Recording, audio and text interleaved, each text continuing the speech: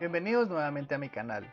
Este es el segundo de una serie de videos que estaré subiendo a mi canal acerca de las finanzas corporativas.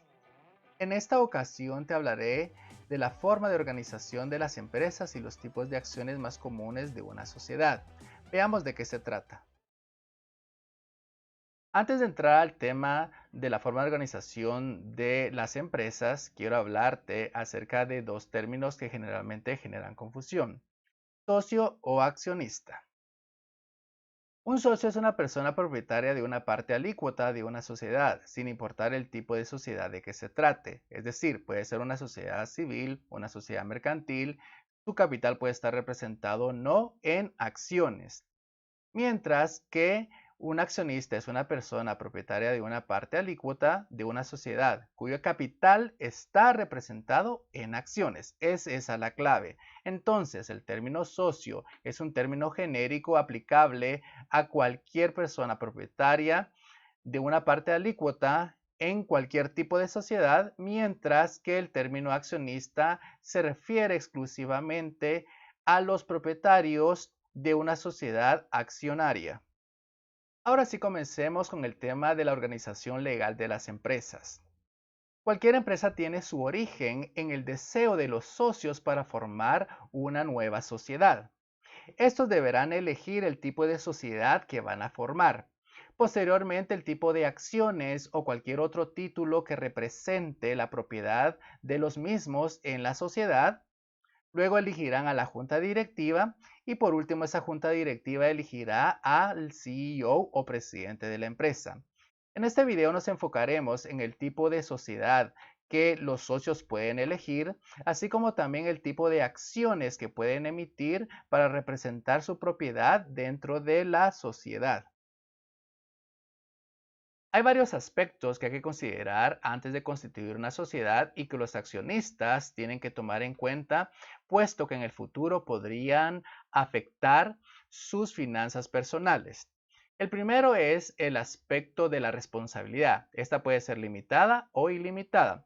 Una sociedad cuyos accionistas tienen responsabilidad limitada es aquella en que estos responden hasta el monto de sus aportaciones.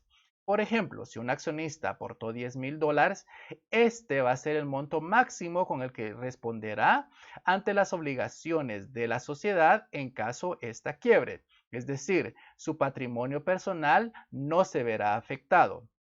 Por el otro lado, la responsabilidad ilimitada se refiere a que los socios van a responder hasta con su patrimonio personal. Es decir, en caso de quiebra, los socios deberán responder hasta con sus bienes personales para poder liquidar las obligaciones que la sociedad pueda tener. El otro aspecto que hay que tomar en cuenta es la cantidad de socios. Por ejemplo, en unas legislaciones pueden haber sociedades anónimas conformadas por una sola persona, mientras que en otras legislaciones les obligan a tener dos o más accionistas. Así también en algunas legislaciones, por ejemplo, pueden tener sociedades de responsabilidad limitada hasta con un máximo de 20 socios. Entonces todo va a depender de la legislación local en la que los socios se encuentren. Así también tenemos la representación de la propiedad.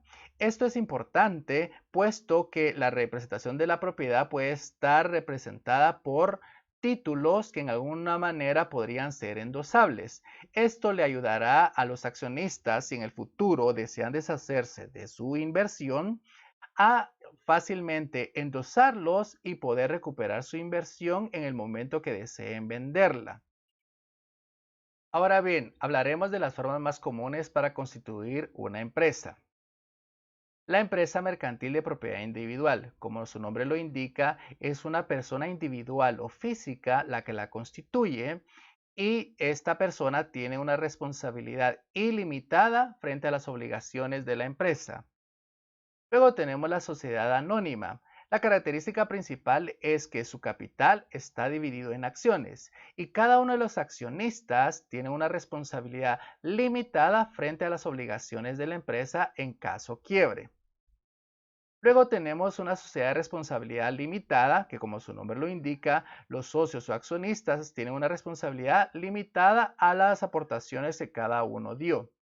Posteriormente tenemos la sociedad en comandita simple, que en esta ocasión tenemos dos tipos de accionistas, uno denominado comanditado, que tiene una responsabilidad ilimitada frente a las obligaciones de la sociedad, y por el otro tenemos socios comanditarios, que tienen una responsabilidad limitada frente a las obligaciones en caso de quiebra.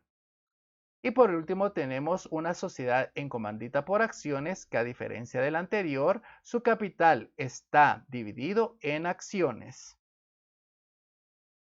Es importante recalcar que dependiendo del país donde se espere constituir la sociedad o la empresa, así van a cambiar las denominaciones que cada una de estas que acabamos de ver tienen, así como pueden existir otras, pueden también tener otros requisitos u otras formas de constitución. Ahora bien, hablemos de los tipos de instrumentos para captar fondos por las empresas. Esos generalmente se dividen en dos. Los instrumentos de deuda, que no importa la forma como que estos adopten, tienen una característica, que tienen una fecha de vencimiento. Es decir, a la fecha de vencimiento se deberán pagar el capital prestado más los intereses correspondientes. Este tema de igual manera lo adentraremos en otro video más a detalle. Y por el otro lado tenemos los instrumentos de patrimonio, que son aquellos instrumentos representativos del capital de la sociedad que se le emiten a los accionistas o socios. Y estos se dan en dos aspectos: al inicio o al constituirse una sociedad, y posteriormente, si la empresa desea ampliar su capital, también se pueden emitir nuevos instrumentos para captar más fondos. A continuación hablaremos de los dos tipos de acciones más comúnmente emitidos. Los instrumentos de patrimonio que generalmente se emiten son acciones, y estas por lo general son acciones comunes y acciones preferentes. Las acciones comunes tienen derecho a voto, se les paga después de pagar los dividendos preferentes y por lo general son quienes eligen a la junta directiva. Y por el otro lado tenemos las acciones preferentes, que no tienen derecho a voto, tienen prioridad sobre las acciones comunes, se garantiza el pago de dividendos, el cual se representa en un porcentaje sobre el valor de la acción preferente. Son acciones acumulativas y no acumulativas. Acumulativa significa que si durante varios años la empresa no tuvo la capacidad de pagar o no tuvo las utilidades para pagarle los dividendos garantizados a las accionistas preferentes, estos se van acumulando y se les pagará cuando la empresa tenga la capacidad. Y por el contrario, si son acciones no acumulativas, no se les pagará los años atrasados y solamente el actual.